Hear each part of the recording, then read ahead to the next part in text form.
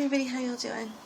So, I had the opportunity recently to take a look at a comment that someone had made on a video of mine, and part of it, their response had to do,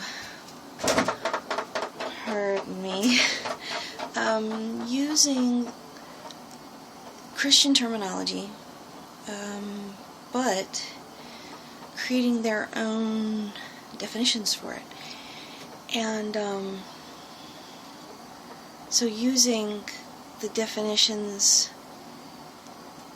in the way that I know them and contrasting them in my answer, explaining that these were not interchangeable. And just putting into perspective, you know, how powerful words can be, particularly when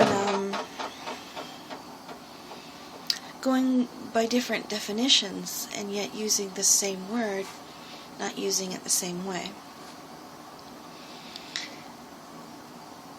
I was thinking about that in terms of not only misunderstandings that are genuine, you know, by accident, but also in terms of people who are manipulative and wanting to appear like they're talking about the same thing, but they're not, and they know they're not. And then it came around to another conversation that I had where I just ran smack dab right into,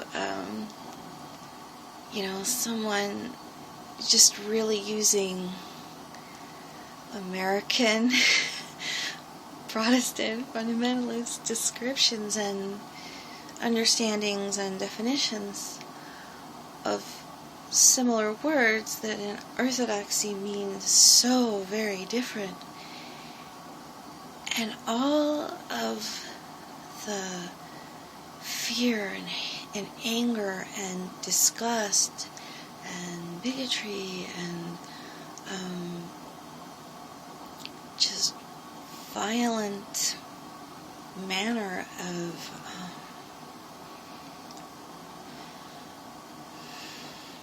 misrepresentation served to be such a separation in the conversation because the person wouldn't accept that the definition that they knew wasn't how we use the word.